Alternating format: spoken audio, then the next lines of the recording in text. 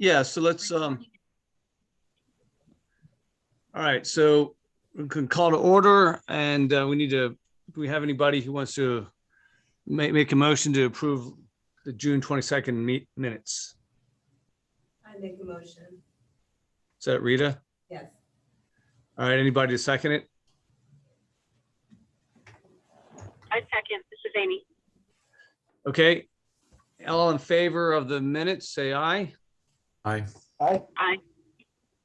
Anybody opposed to them, say nay. All right, by unanimous consent, the June 22nd minutes are approved. So Ryan, you have, or Chief Hawk, do you have an update for us on the number of applicants? Certainly do, sir. As you all know, yesterday we had a physical agility test. Let me start with last Friday. At the closing of the application period, we had 32 applications. Unfortunately, there were 5 that were not qualified, that for various reasons, for different reasons, did not meet our qualifications. I was told by one or 2 of them, because I had to deliver the news at the end of the week to these 5, that, you know, perhaps they didn't follow the qualifications well.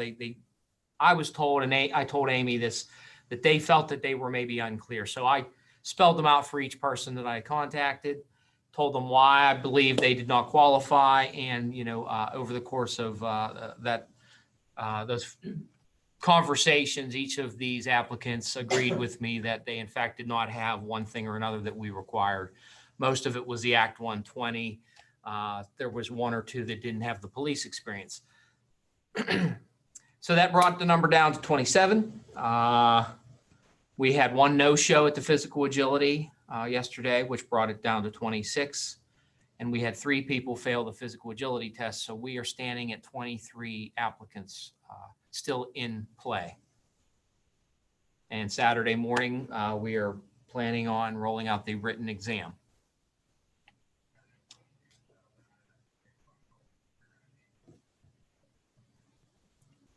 Any questions of that? How do you feel about the pool? Like just looking at them objectively, like, are you feeling good or feeling medium or feeling bad? Fair question, Brian. I'm hopeful. I'm cautiously optimistic. I think we have, from what I'm seeing, you know, it's a much smaller pool than we are used to here, but I think that's a nationwide issue, not just specific to us. And I think in that group, we have, you know, a wide range of skill sets and such. And I think that there are some real potential quality candidates out of that list. One concern, and we'll find out how it plays out. You know, you folks did lower the passing written score, I think from 85 down to 80. Hopefully that helps. I heard from a Franklin Park lieutenant in the last couple of weeks that they were, the meat of their testing is hitting in mid to upper 70s in written scores. So I'm hopeful that we get better scores than that, because if we may miss quite a few folks who fall just under that 80% threshold, but time will tell. Any other questions? Just to frame that, sorry for the follow-up, but you said Shaler had 0, right? So we're like pretty dramatically better than one of our comparator communities. Absolutely. I think considering we had 32 that were interested in it, and I since heard that Shaler, when they got 0, to add to that, and this is just second-hand information, they extended their window application period by a week or 2, and they may have ended up with almost 10. But initially they had 0. We're still much better off, I think, as far as the number goes than Shaler. Hey, Chief, the 3 that failed the physical agility test, is that pretty common, that ratio, what was it, 3 out of 26? Or is that higher or lower than you had expected? I think it's probably, I would have to say it's probably normal, if there is such a thing, Amy, because we went with that more strict standard. If we hadn't, we might have had 100% pass. The old standard that I came in under 20 years ago here, I don't want to say it was easy, but it was certainly, this one is certainly much more difficult. The old standard, you had to jump through a window, you had to trigger pulls, you had to drag a 200-pound body, you had a stretcher carry, you had like a 300-meter run. The new standard is a 1.5 mile run. I think it's a 300-meter, dash basically there. And then there's a push up and a sit up element. And it's based on your age and your sexual, whether you're male or female. And I think it's more stringent.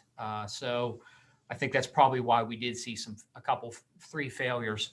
And it's unfortunate because looking at it, the one was on two of them were on the 1.5 mile run and one missed it by like 20 seconds.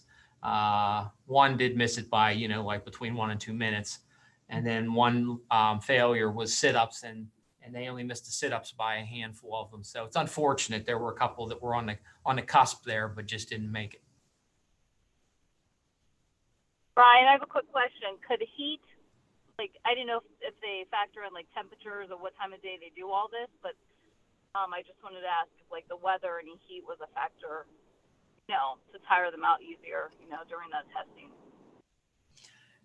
Yeah, that's a good question, Carolyn. I don't know if the county academy, if the town wanted to get into the weeds, so to speak, there and look into offering a retest, but it's something that we could explore if we, I don't know how that looks or how often that's offered.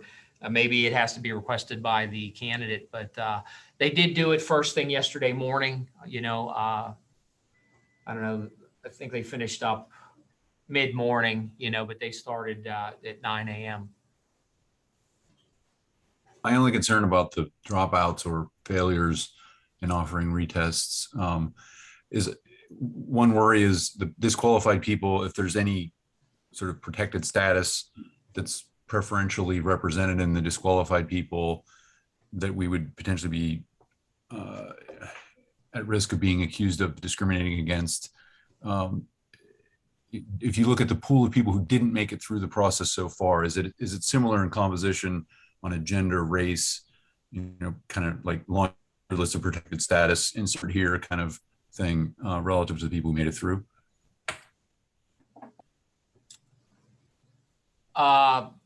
Yes. Thank you, Rita. So it's similar. Okay, great. That's fine. Yeah. Okay, then I wouldn't worry, personally at least. Yeah. Yeah, and that's a really good question about the heat. It was super hot yesterday, especially that could have affected for the run, but I guess I would be inclined to not do anything about it unless one of the candidates requests it or, I think that would be on them to come back to us and say, look, it was 20 seconds. Is there any possibility of doing a retake? And then of course we'd have to offer the retake to everyone just to be fair, but I would just let it stand as is. Yeah, I agree. I think we should we should allow a retake if people request it, but not to offer it proactively. It seems like a reasonable. Because if you look at it's 82 degrees at 9:40 in the morning, that's pretty hot already. And I don't know what yesterday was, but it's pretty hot. Yeah, and being that it's administered by the county, we could certainly ask them, if someone requests it. We're in hypothetical mode now, but if someone requests it, we could ask them what's the protocol for that? Because if they don't ever do retakes, then we wouldn't want to start that precedent. But yeah, That was my question. Is the logistics hoops you have to jump through to get a retest is probably extensive. The second thing is that bad things happen on hot days. Right. So, I was thinking the same thing. It's like, wait, no, you can't run away because it's too hot.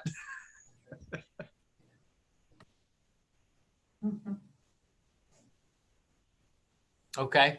any other questions on this subject? Just a quick question, unrelated to the testing itself, but Ryan, for the folks who misunderstood the qualifications, is there anything that that can be tightened up to make them more clear, or was it just really them not reading the qualifications closely enough? I think it's probably a little bit of both, David. But I do think that we might be able, I'd have to pull the ordinance up. I know that the way it's worded and that was in front of me that, that we were handed out, it was one big paragraph and it was this and this or this. I think it might be able to be broken down a little bit more simpler, and it might just be a matter of you folks looking at it and saying, okay, how can we make it just a little bit clearer? Because I think some folks were under the impression that, military experience alone was enough, but they didn't go far enough or connect the dots to realize that it was military experience plus police experience. Another thing I've noticed, and I apologize here, let me silence this. I noticed that the military aspect, like when we talk about law enforcement experience, we put in the hours. It basically said 4 years full-time law enforcement experience, and it gave the hours, or 2 years, and there were the hours. We did for military, whether or not you folks choose to do it, we just put 4 years experience. And I had an Air Force reservist that was applying that really looked good out here. I don't know what looking good is, but he looked squared away, young, eager is what I would say if anyone asked. And he's got over 5 years in the 911th Air Wing as an Air Force reservist, as a military policeman, but he has no actual municipal police experience in Pennsylvania yet. He just got his Act 120, and he was hoping that military experience counted in some way towards the military in general, even as a reservist. And Matt Shipley, you could speak to it much better than I could. Nowhere did we put in there full-time military experience. Whether or not you folks intended to, I don't know. It just says it's kind of broad, but he had no police experience. And that's what I told him. I said, sorry, you don't have. Excuse me, Chief. Can I interrupt? I apologize for not interrupting sooner. If we're going to give more detail on any individual applicant, we should probably do that in executive session. Gotcha. All right. Thanks, Chief. Yeah, that just maybe jot down those notes for whenever we're looking at it. If there's just something easy that we can make it more readily understandable so that there's not confusion. Yeah. June, could you put that on the agenda for next meeting, please? Yes, go ahead again, please. Yeah, it's the that we'll discuss how we can make the requirements more like a checklist so that they're more understandable and easier to understand, easier to read and understand. Yes, sir. Yeah, as long as we have the thoughts fresh, might as well take them under advisement. Was he a police officer in Reno?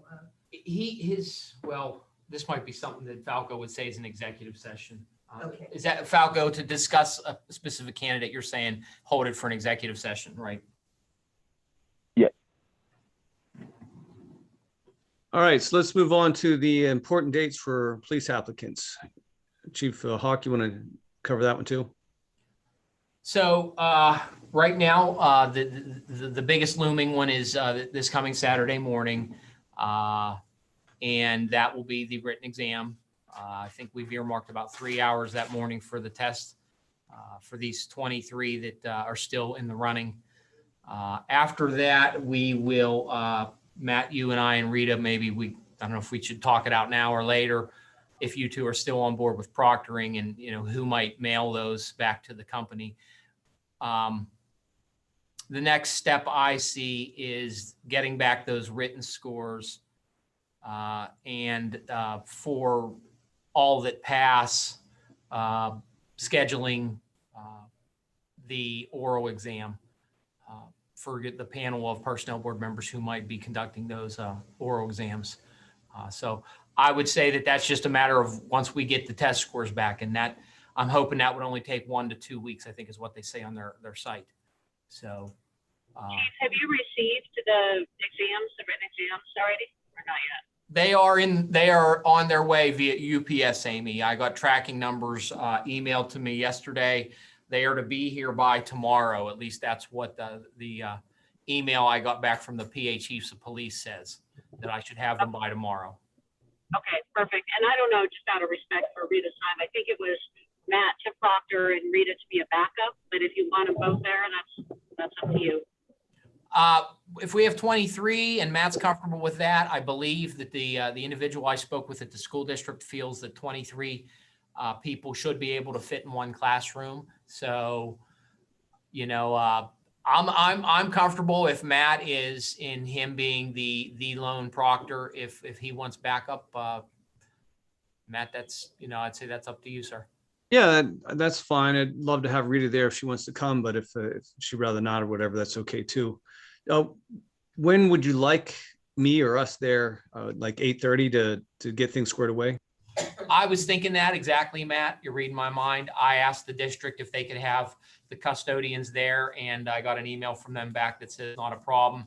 If you want to start at 8:30 so that you're there and set up, they'll have a custodian there probably at 8 a.m. So, you know, ready to let you in when you arrive. It's 3 hours, 9. 9 to noon, but obviously it's when the last one hands in, Ms. Martin. I'll be there, Matt. Okay, thanks, Rita. All right, anything else on the subject? Yeah, just a note, since we're talking about dates, I did collect from each person their availability for the oral interviews. And I had suggested, I think there were maybe 5 time slots, and between me and Matt and Brian, we are all available, all of the time slots I suggested. Rita's available for most if we wanted to add a 4th member, but I think you had said, Rita, it might be good to be an observer this first time, so I'll leave that up to you. And then David's comment was similar. He was available for 2 or 3, but not all, and said maybe it's better to, you know, be an observer for this process for the first time as well. So I think I would say our core interview team looks to be Matt and Brian and myself, and then Rita, if you'd like to join and have 4, that'd be okay with me too. Observe though, if I want. I didn't hear what you said. I'm sorry. Amy, she asked if she could attend and observe if she chooses to. Is that okay? Yes, although I think well, maybe it doesn't matter if you're just observing. I was going to say if you wanted to attend and weigh in, it would be good if you were there for all of the time slots, which I think you said you could be, but maybe it doesn't matter if you're not voting or not voting. What's the ranking the candidates? Yeah, I think that's fine. Just come and observe, and yeah, that would work. I won't do anything. It's good. Okay, so let's move on to the interview guide. What comments, questions, or revisions does anyone have? Now, this is Falco again. With regard to that, if we're going to talk about the individual questions, we should do that in executive session. The overall structure can be discussed publicly. Thank you, Falco. That's a good reminder. Yeah, there's a kind of a general question, which is kind of related to the later discussion about the information we're going to get about each person. But there's kind of the general questions, and then there's the questions that are related specifically to the person's application and whatever would come out from any background information we would get. And so how does that work? I mean, that's kind of part of the later discussion though. So maybe that's something to defer. So that's kind of what my main question about the interview guide, as far as what about specific questions that are unique to each person relative to what they disclose or what we find out about them. Yeah, I guess I'm a little uncomfortable just not knowing how the course of the discussion will go in doing that during the public portion of the meeting. So I would. It's an executive session thing too. That's fine. We can do it. We can do it. Right. Separately. Well, and I would say, since I asked for feedback on the interview guide, I did hear from most, if not everyone, but the content, you know, no one said, oh, we have to like scrap this and start over. And there were some tweak type, maybe change the scoring slightly, or maybe ask a question about this, but nothing really substantive to the point where I felt like I should edit the document and send out a new revision.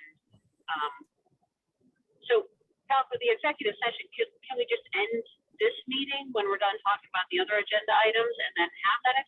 session today, or how would that work? Yeah. Because okay. Yeah, when we're ready to go into executive session, we would just close the public portion of the meeting, announce that we're going into executive session to discuss personnel matters. You do not need to have any minutes for the executive session. And it would not be recorded, is that correct? Correct. So we can do it today once we finish the public portion of the agenda.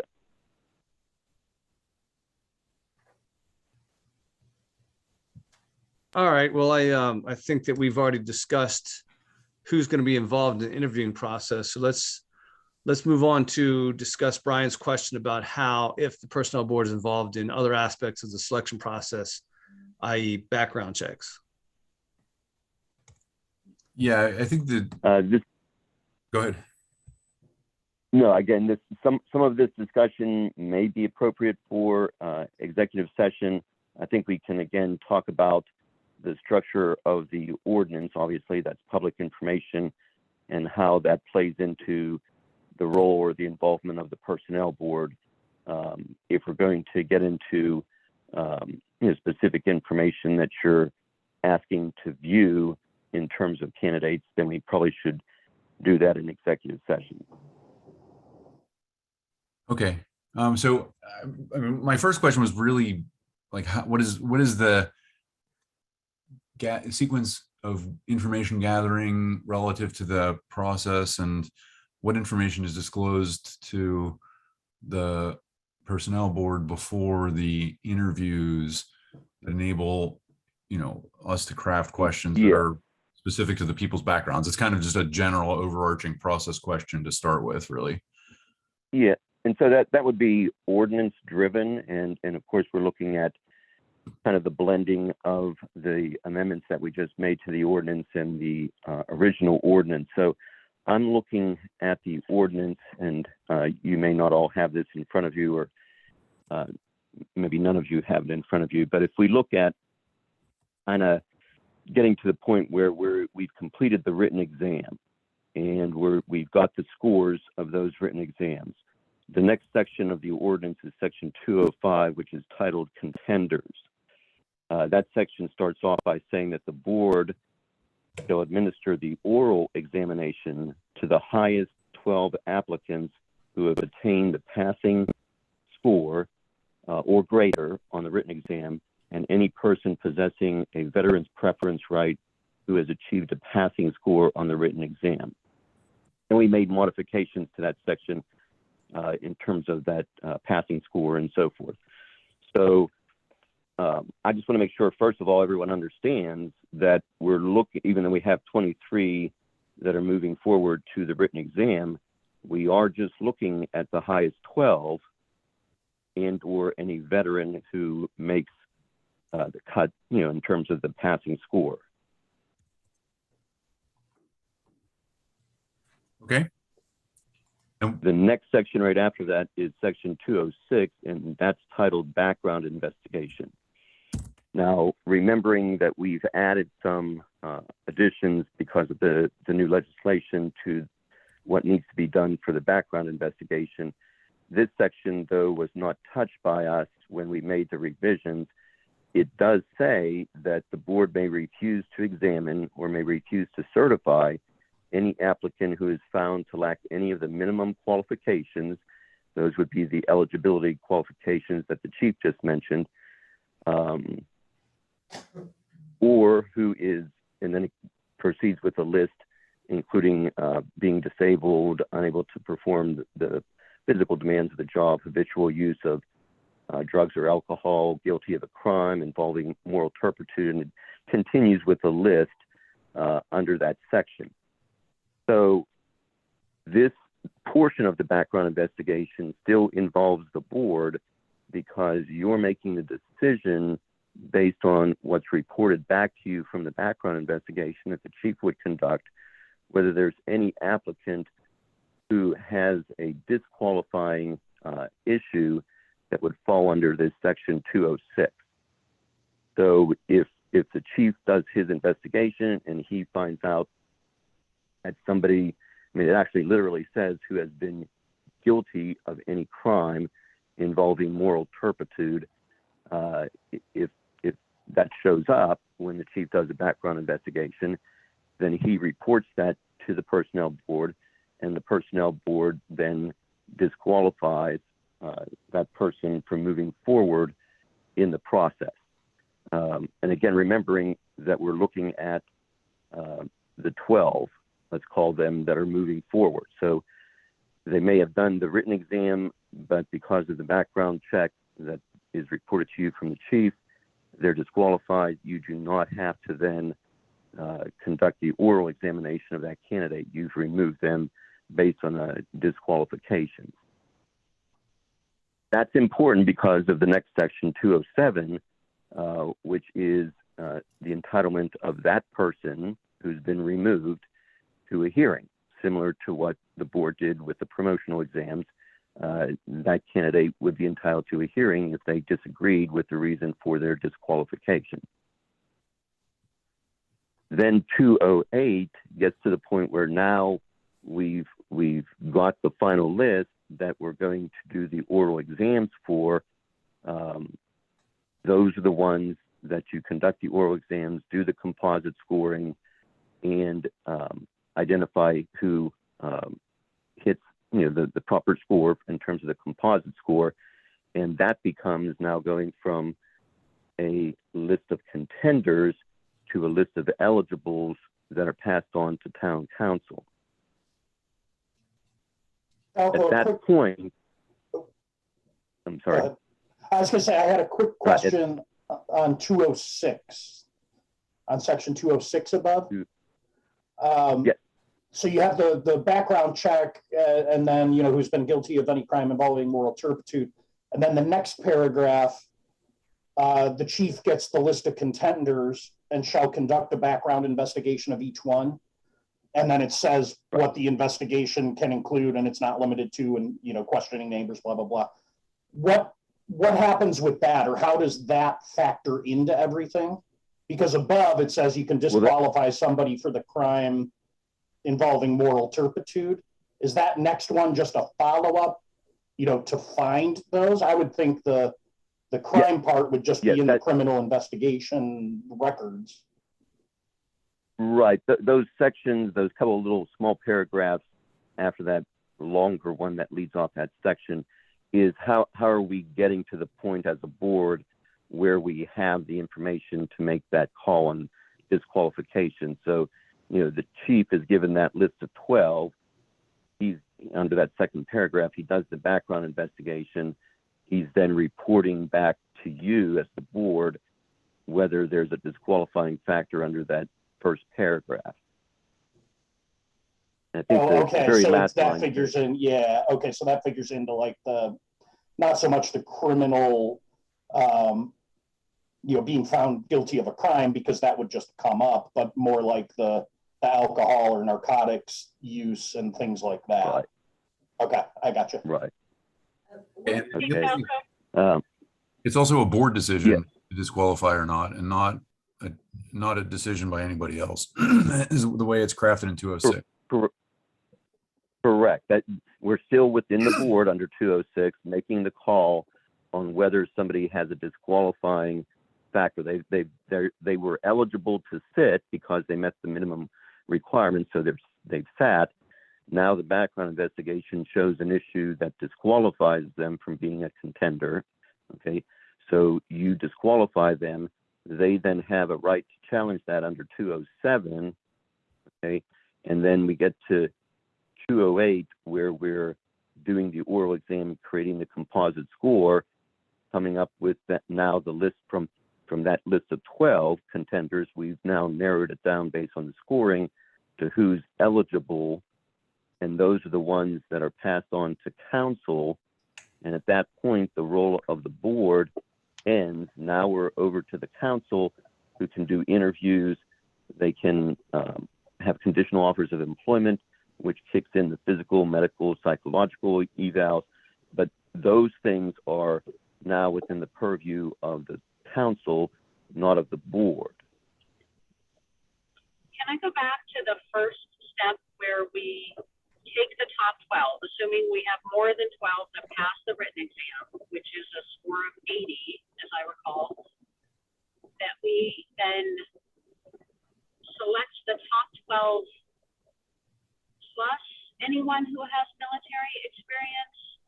And here's my question. So is it anyone who has military experience or anyone who has military experience plus passes with a score of 80? So are we interviewing anyone with a score below 80? So no, you're not interviewing anyone, not anyone below the minimum passing score. Okay, so let's say everyone is scoring in the high 80s and let's say even in the 90s, and we start with the highest score and we go down until we get to 12. Okay, now we've got our top 12, all of which were well above 80%. Yep. Now we have a veteran. We have a veteran who maybe scores 82%.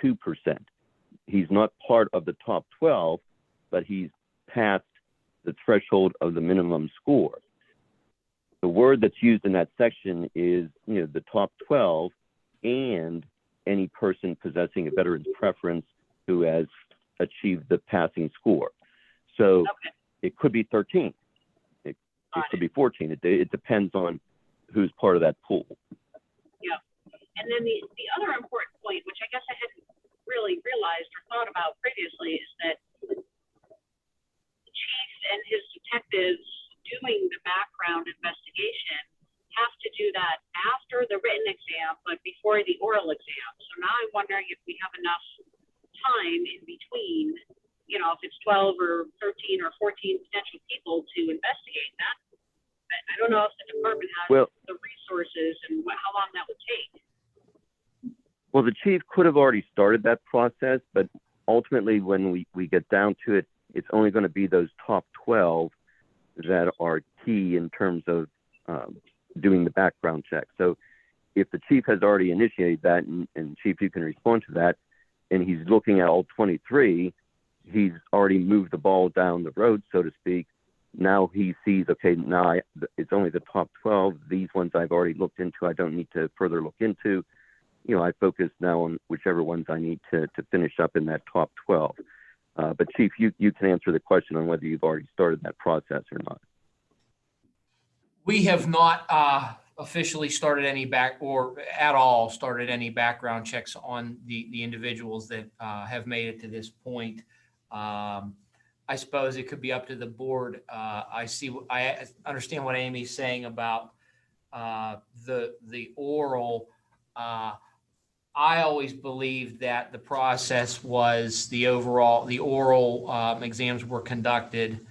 The candidates got their overall score, and then based on that, we began the background investigations. I can look further into that. So I'm sorry, go ahead, Falco. Yeah, the only problem with that is under that section 206, it does give the board the discretion, says the board may refuse to examine. Okay. So in a sense, the board needs at least the background check that would meet those criteria under 206, maybe not a full and complete check, but at least enough that would disclose that information so they can determine whether they aren't going to move forward with even the examination itself. If that's the way it's written and that's the way you folks want to proceed, then or we need to understood.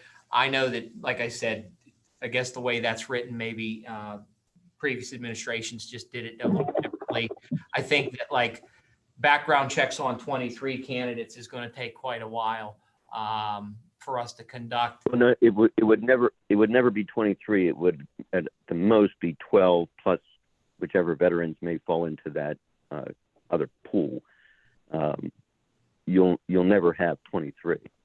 I think Right. Chief Hawk's saying if he starts now, Yeah. it's 23. He doesn't know who. No, it also, 206 also says we can refuse to examine or may refuse to certify.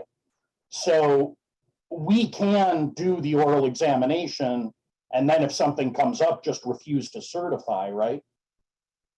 Yeah, valid point. It does give the option of still going forward.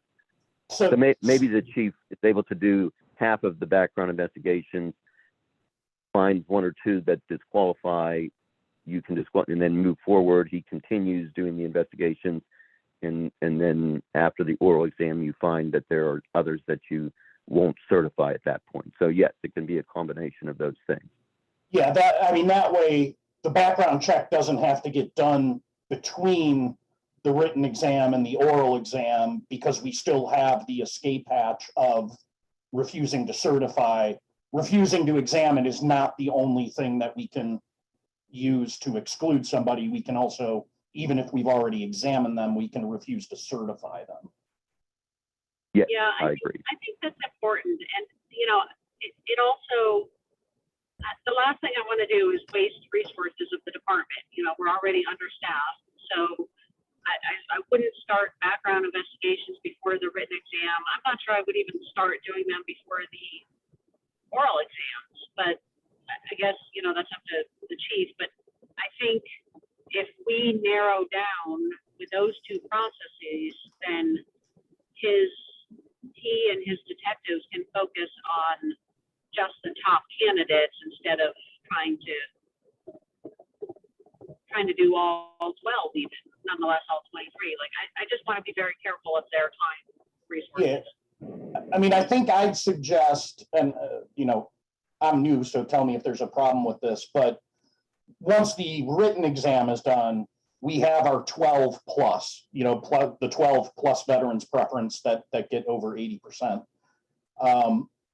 Maybe at that point, we start the background investigation on the folks who scored the highest and work our way down, not worrying about getting through the list of 12 plus before the oral exams.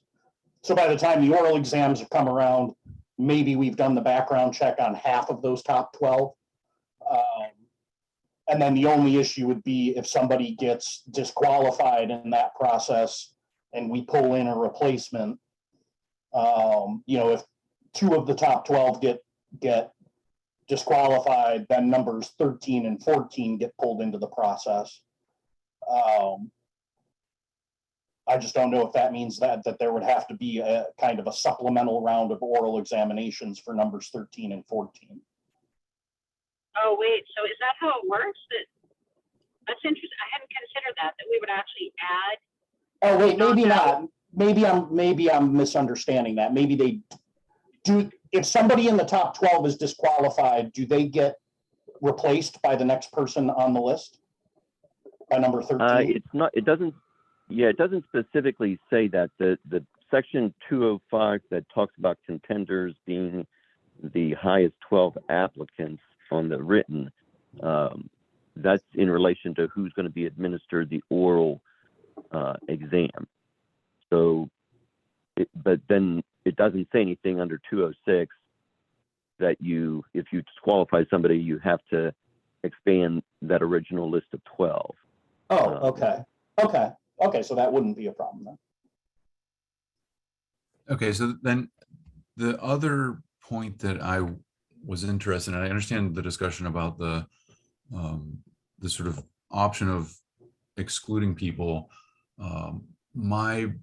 That seems like an extreme example. It might be something that happens, and hopefully it's rare, but more commonly, I think the background information is useful in understanding the person and their experience and their life history, and specifically how it might relate to how they could be effective in a role, not be effective in a role as an officer.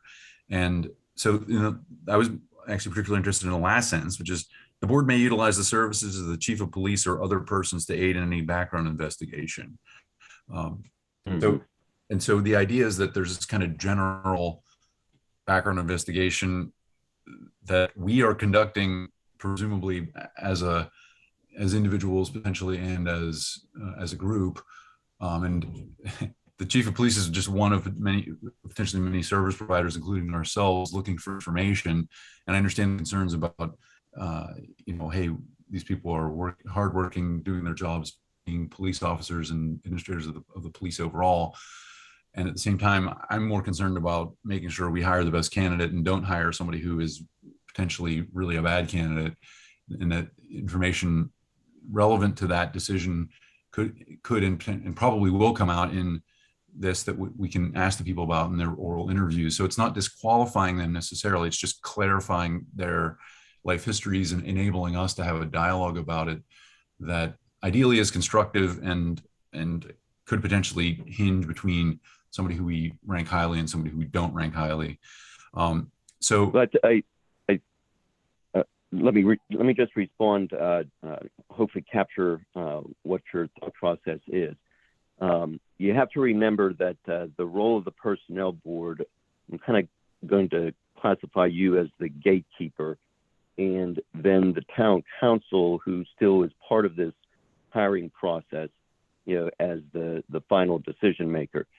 So as the gatekeeper, you're looking at initial eligibility requirements. You're looking at the background information that enables you to disqualify based on 206, okay? And you're passing on then, and I think really it's the town council that comes more into play with kind of the scenario that you're describing. Well, what if something shows up on the background investigation? It's not necessarily a disqualifying factor under 206, but it's something that raises, a concern, an issue. The council is enabled to conduct interviews now of those that are certified by the personnel board as eligible. They presumably would have all that information, that they would all be completed by that time, and they would be now in the role of what you're describing in terms of what interview questions they want to ask based on the totality of the information that they have at their disposal. So while I appreciate that you want to delve more into the details of what's disclosed through the background investigation, you can really only disqualify based on those factors that are listed under 206. And keep in mind also that you're ultimately, just as we found out from the promotional exams, you potentially could be sitting in the role of a hearing officer from somebody questioning or challenging why they were disqualified. So the preference would be that you don't have somebody who has to be cast in the role of the judge doing the background investigation, because then you put yourself in a position where you might become a potential witness. You would much preferential to have the chief or his staff do those investigations, to the extent then that they have to be questioned during any hearing in terms of what they discovered through that investigation. So you don't want to put yourself in a position where you have to recuse yourself because now you're a fact witness, while also still being ultimately the fact finder or the judge. Yeah, I understand. So, and at the same time, I appreciate the perspective that there is an aspect of this where we're a preliminary step in the process, except, and clarify if I'm misunderstanding, if there's say there's 3 people that end up in the last 3, and one of whom is a military person with a military preference, and the other 2 are not, the town council is obligated to pick the person with the military preference. Is that correct? As long as that final pool is otherwise equal, yes. If they're all eligible at that point, then the veteran's preference will supersede the other 2. So in that case, which is actually not uncommon, our ranking of those 3 people, incorporating our oral interview, which may or may not be informed by information from a background investigation, determines who gets selected. So that's why I'm saying that it's really important for us to have as much information as we can. And I understand if there's issues on appeal, but I'm actually not talking about the disqualification process. I'm talking about just information transparency and making sure that we have as much information as we can so that we ask the most meaningful questions in that oral interview that are personalized to that person's human experience. So maybe we just have to be clear about separating the disqualification determination from just the transparency of getting as much information as we can. And I'm inclined to make sure we get information on all the candidates who we're interviewing, quite frankly, to the extent that it's possible for them to be in that final three, because I don't want to be in a situation where I look back and say, wow, if I had only known that. And I also appreciate how busy the people are, but I don't want to be in a situation where, I'm forced to do my own background investigations because I'm either not getting any information at all, or I feel like it's been hurried, or it has, some, clear information gaps that I feel like I have to fill, because I take that role really seriously. Okay, we need to move on. This is especially if we're going to go to an executive session. And the second thing is that when we do these interviews, we've got to ask the same questions of everybody. So if we ask any follow-up questions that are more pertinent to the person, that's based on something they told us, that's fine. But we can't go making a different. If we make a different standard for everybody, then there will be definitely room for somebody to have a legitimate complaint.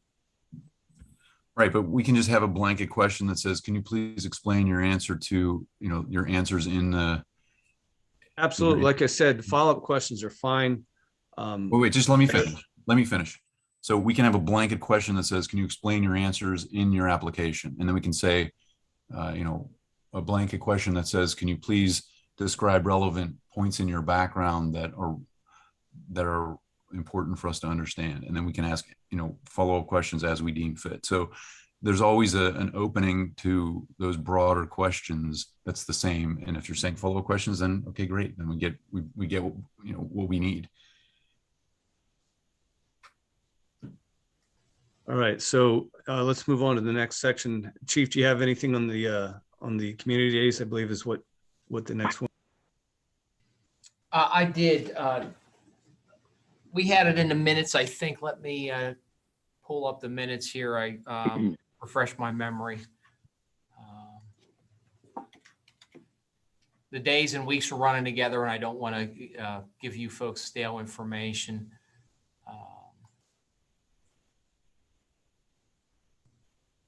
June, do you remember off the top of your head what we had on? Sergeant Madden conducted 4 station tours. That's correct. Sergeant Madden had a groups in here from group homes. He was given tours over the course of probably a 1 or 2 week period where he brought these folks in and toured the police station, gave them some canine demonstrations and such. So we did touch base with some of the group homes in the town in that manner. What else did we have last month? I apologize. National Night Out planning was receiving. Yep, the planning is going on, as you folks know. It's going to be August 2nd from 5 to 8. I'm hopeful that it'll be well attended. Like I believe it was a successful last year. This will be our second National Night Out. And like I said, I think the majority of you folks were probably down here for it last year. I would invite you again to be involved, either, come and enjoy the evening, or you can even come down and volunteer and I can find some work for you. But that's coming up August 2nd from 5 to 8. We're trying to invite some of the local businesses and some of the agencies that offer services to the community all down here that night. I'm hopeful that I'll have 1, maybe 2 of our potential social worker interns down here that evening, so that the community can meet them. Right now I have one of them committed. The other one is up in the air yet as to her availability. I think Hampton's social worker is going to come over and attend it as well, because she's going to help us get this off the ground here at the town. So August 2nd, 5 to 8. If you don't have it in your calendars, please put it in there and try to attend. Do we have anything else on that aspect? No. But I mean, we're a police department. We are engaging the community every day. You folks know that. But that's the update, Matt. Thank you. So let's move on to any other business and public comments.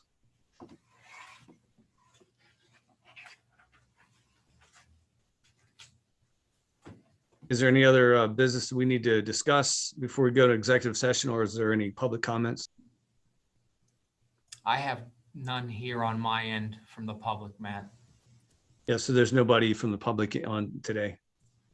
Okay. Any other business we need to discuss? All right, let's go into executive session. And it would be to discuss personnel matters relating to the applicant process.